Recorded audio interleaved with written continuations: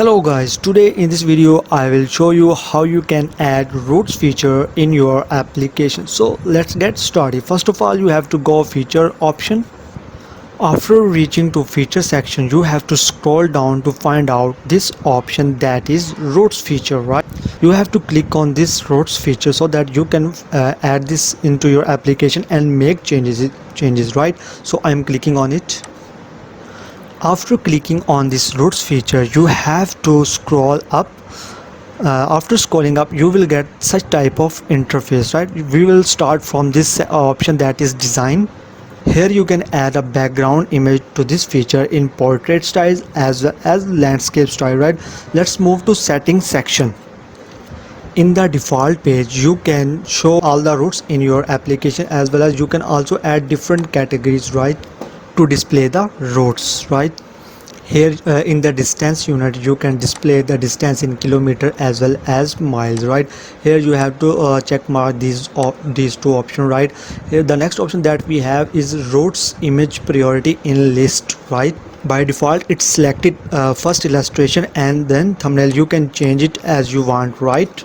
Now I am going to explain you what is illustration. Suppose if you have added two different countries in your application, right? Then you can display illustration icons, right? So I am explaining you with an example. Here you can see that there are two categories, that is Europe as well as US. Here you can see that the illustration that are used in these two categories are the icon of their flag. Now I am going to explain you what is thumbnail. Suppose someone clicks on Europe category or USA category, right?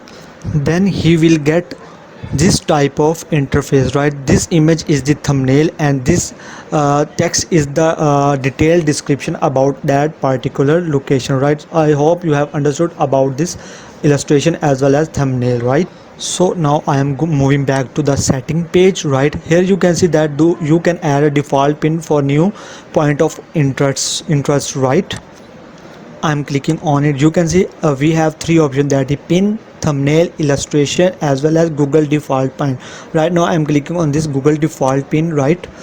After that you can add a start color and end color to your route option, right? To change the route color, starting color and ending color, you can change by clicking on this color, right? Single click and then you can change it to any color you want, right? As well as you can also edit the end color, right?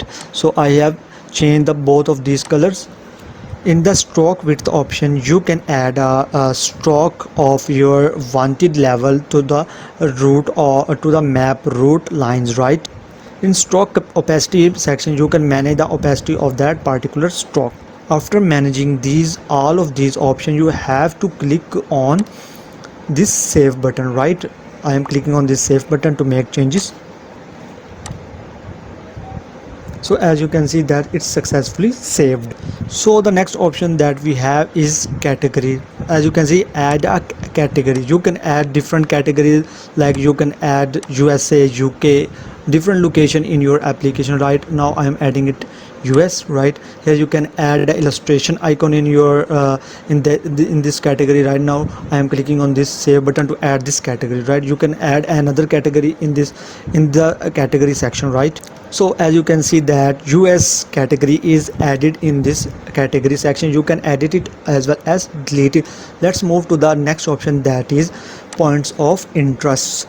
In this section you can add a specific title to that point of interest, that is the location, right? Here I have added it Florida, right? Here you can add a short description about this location, as well as you can upload a thumbnail, illustration as well as a pin. This is the map pin, right? You can download it and upload it to this section, right?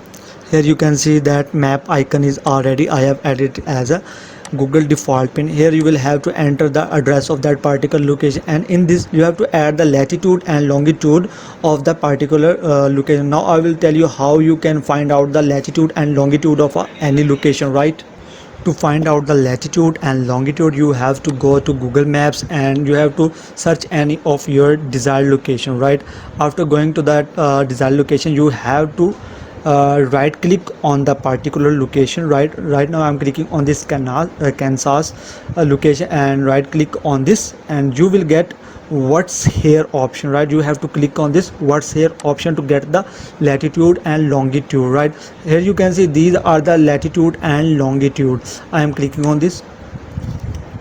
So here we go, we have got the latitude as well as the longitude. The first one is latitude. I am copying it, right, and I am paste in the latitude section. Right now I will go to copy longitude section. I will copy it, right, and paste it into the longitude section, right? So we have added all the information that is required for these points of interest. Likewise, you can add multiple points of interest. Up to 25 points of interest can be added. Right now I'm clicking on this save button to make changes to this section, right? So the next option that we have is routes option, right? And you can add multiple routes to your points of interest that is a particular location, right? I have added a title of a route that is Kansas. It's mean that you can go to Florida through this route, right? You can add a subtitle as well as a short description that I have added, that is best route, right? You can add a thumbnail, illustration, right? You can also add a category, right? Here I have selected it as USA. You can add navigation mode, any of you want. Right now I'm adding it as a no routing, right? After adding this information, you have to click on this is active option, right? After adding all of these information, you have to add points of interest that are Florida as well as Tampa, right? After adding these information, you have to click on save button to add this route in your application, right? I'm clicking on this save button to add this route in my application, right? As you can see, it's successfully saved. So after doing all of these steps, you have to go to this settings section, and then you have to go to API keys. This section is very important, right? You have to follow step by step, right? We need Google Maps JavaScript API key, right? Without this API key, the routes feature will not work properly, right? Now the main question is that how we can get this Google Maps JavaScript API key. To create this API key, first of all you have to go to Google and you have to search for this Google Cloud Console, and you have to create an account on this platform, right? I'm clicking on this website. After creating Google Cloud Platform account, you have to click on this option and you have to create a new project by clicking on this new project option, right? As you can see that I have named this project as Google Maps API key, right? After adding the project name, you have to click on create button to create a new project, right?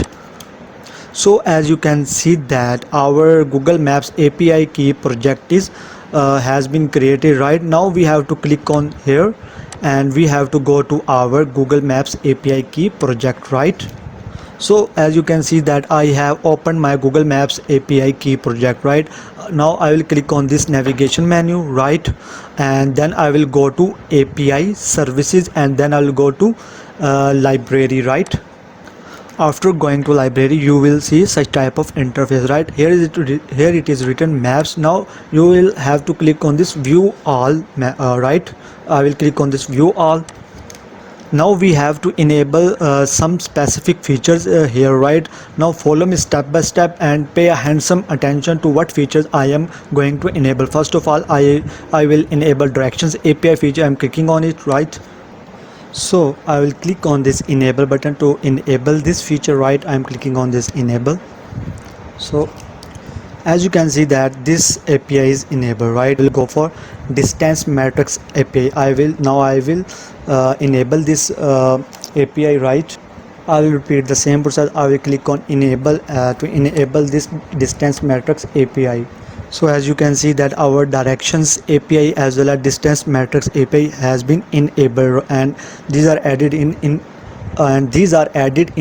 enabled APIs. Right now I'm closing it, and now I will go for Maps JavaScript API, right? I'm clicking on it. Now I will click on enable to enable Maps JavaScript API. So as you can see that Maps JavaScript API has also been enabled, right? I am closing it, right? And now I will also enable this geocoding API. I am clicking on it, open link in a new tab, and I will also enable this API. Click on enable to enable this geocoding API. So here we go. Now I will enable Maps JavaScript API. I'm clicking on it. I actually have already enabled it. Now I will go for Map Statics API, right? I'm clicking on it and I will open it. I will click on enable to enable Map Static API, right? I'm clicking on it. So as you can see that we have added 5 API, right? We have to add 6 total API. Now I will go back and add our final API, that is Places API. I will click on it to enable it, right? I will click on enable to enable Places API. So as you can see that Places API has also been added in the enabled API section. Right now I'm closing and now I will go back to Google Cloud Platform dashboard, right?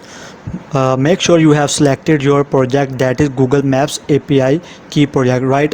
Now I will click on this navigation menu and I will go to APIs and services, right?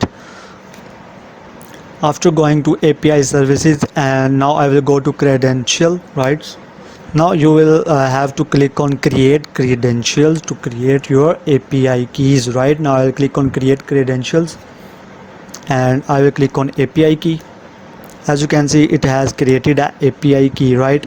Now I will copy it and I will click on restrict key, and such type of interface will come in front of you. So now you have to scroll down and you have to click on restrict key, right? And you have to select your 6 APIs that you have enabled. Right now I will select those API that I have added. One, and distance matrix API is second, and I have also added geocoding. I have added maps JavaScript, Map Static API and Places API, right? I will click OK. So as you can see that 6 APIs has been added. Now I will click on save button to make changes, right?